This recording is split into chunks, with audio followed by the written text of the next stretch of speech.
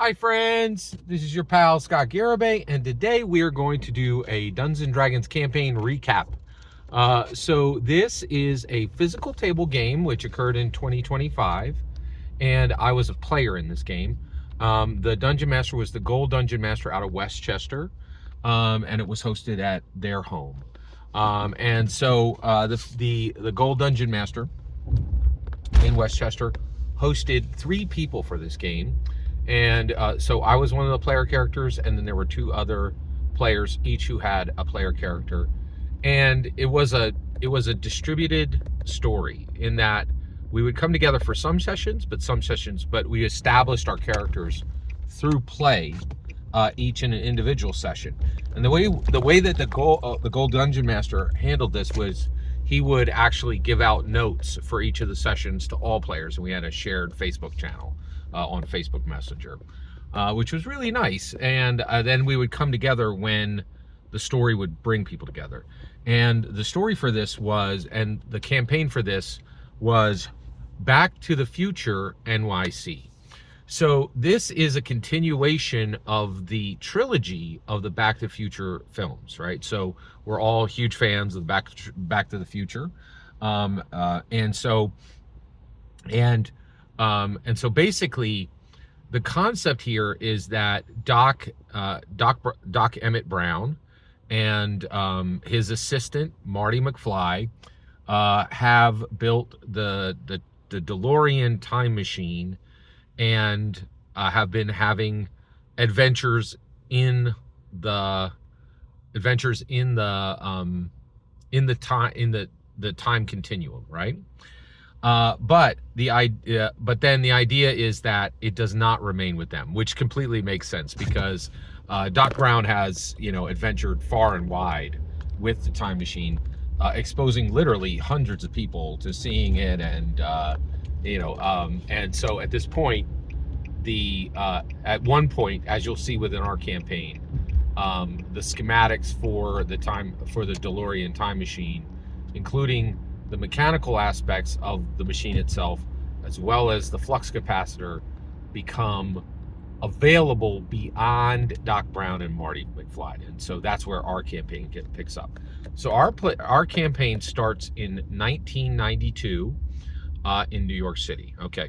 And so we were each instructed to create a New York City based player character, and that's it. That's the only limitations we had, right? So my character goes by the name of Tomas, and he is the son of a hedge fund manager and his wife. The hedge fund manager is extremely successful and is well established within New York City, and then his wife is a socialite. And then my character, Thomas, has 2 sisters, and he's the youngest of the 3 children. So he is 19 years old, and he is 1 full year out of college, okay?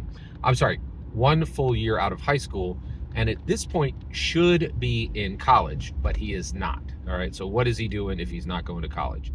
So much to the chagrin of his father, he is absolutely fascinated and completely dialed in on rare books. So he has a rare book collection, and his desire is to grow his own rare book collection. Right now, his short-term goal is to get over 1,000 books in his rare book collection, and he realizes that having this goal, he really needs to become a rare book dealer, which his real passion is collection of. He wants to build this, he calls it his Millennium Collection, and so he wants to build this collection of 1,000 rare books.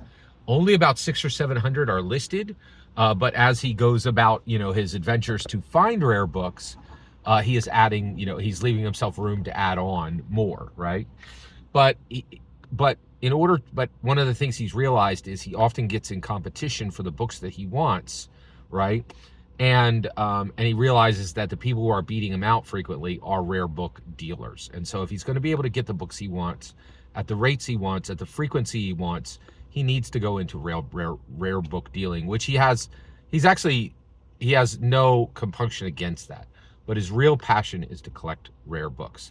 Now, how does he do this? Well, first of all, at this point, he's realized in his life, he gets between $100,000 and $250,000 a month from simply being who he is, right? So there's a lot of ways that he does this, and New York City has very sketchy financials in a lot of different ways. So one, his mother gives him quite a bit of money, right? Like just flat out. That happens frequently, and that is a pattern within his life, right? His grandparents are constantly giving him money, and then he's very smart and he's very passionate about this rare book thing, and so he has found ways to gather even more money in that. So his actual income at this point is $100,000 to $250,000 a month, right? And he is using that. He's using at least half of that to go and to travel the world and get these rare books that he needs, and also purchase what he can get in New York City, because there's a very robust community of rare book collectors and sellers in New York City. It's actually one of the top rare book markets within the world, right? And so he's gathering these rare books and going about this business, right? So or actually, it's not even, he doesn't consider it business. This is his life passion, and he earns to get to build this rare book collection, right? It's his main goal in life, right? And he does not believe that he needs college in order to do this. His mother is very comfortable with this lifestyle. His father was frustrated with this. However, Thomas is very smart, and so what he started to do is he does a lot of socializing, and he does a lot of travel, and and he is very popular within the Upper East Side community, right? And he's known by multiple families, and and he's hosted as a guest, these different kinds of things within their purview, within that New York City wealthy millionaire billionaire purview, right? And so one of the things he realizes is he really has no interest in dating right now, because his passion is these rare books. But he is constantly being, because he's the son of a major hedge fund, and his father is a billionaire, but nobody knows how many billions he's got. It's between 1 and 10, right? And so he's sought after, and he's invited almost like to, even though he's not in college, he's still pursued as like a bachelor to wed to a wealthy, New York heiress, right? And he realized he could use this to get his father off his back about college, right? And so he has started to date strategically to encourage, and then as soon as he connects with his family, he points those families to do business with his father. And his father is like thrilled with this, right? And they haven't had a discussion about this. Like, Thomas isn't telling him what he's doing, but his father is smart enough to realize, oh my gosh, my son is actually being useful to me, right? And he is extremely pragmatic, his father. And so at this point, that's Thomas, okay? So this is all established in my first session, my single session, right? Then I was informed of the other two players and what they had created. So the other character that is within our circle, right? There's two other players. First is Evelyn. So Evelyn sells Thomas rare books. She usually does between 1 or 2 deals every season, right? So she'll bring him stuff, and the stuff she brings him is within the range of $10,000 to $100,000 worth of for one book, right? And she sold him about half a dozen books at this point, and they have a professional relationship where he buys from her, and she is and he finds her very reliable. And one of the things that he's found with her is she does not pursue, she has a source, right? And what she's excellent about is condition, right? Everything he gets from her is extremely high condition. So he's often able to get the same book from a different dealer, but it's in worse condition. And so she's done an excellent job. He really likes to buy from her because what she provides is in top-notch condition, right? Now, here's the now one of the things I absolutely love about the Gold Dungeon Master is he does an excellent job of splitting, right, between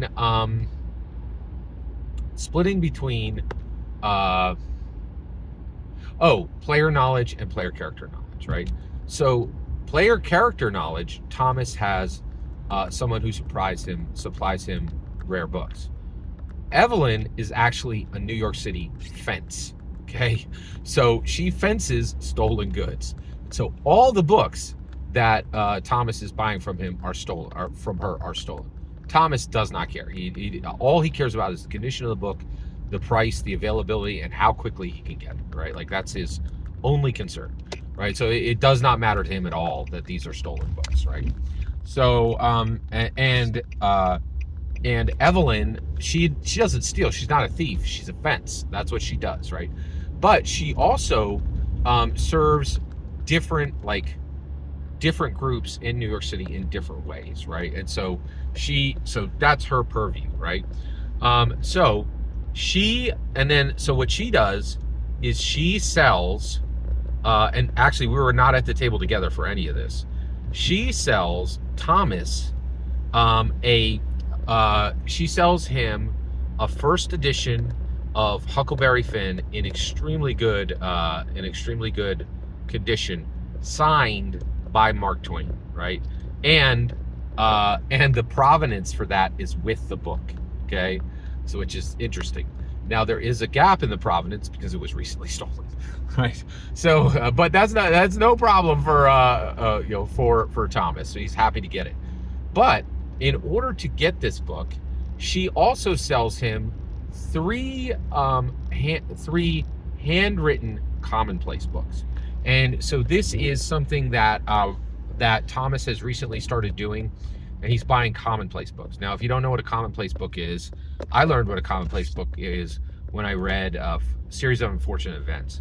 I actually, to this day, use commonplace books, me, Scott Garibay.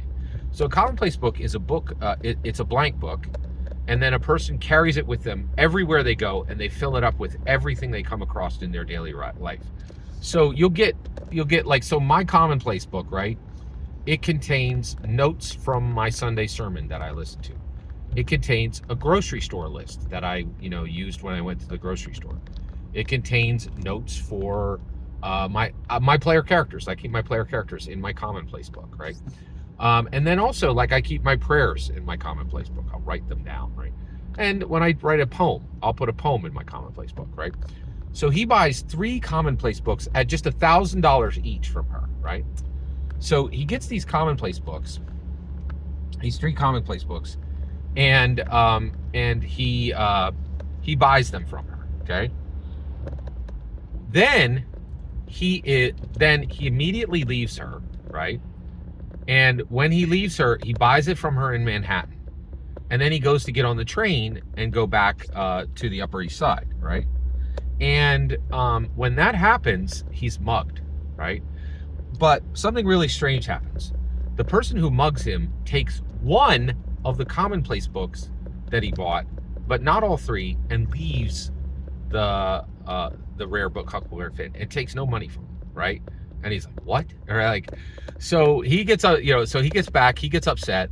And then 3 weeks go by, and Evelyn contacts him and says, hey, I got your next book, right? And he's like, well, thanks, but I'm not buying from you again, right? And she's like, what? And he's like, well, I got mugged. And she's like, what? Right? Right? So at this point, she's like, yeah, he's like, yeah, I got mugged, and tells her the story. And she's like, listen, I've moved quite a few books with you. We have a good working relationship.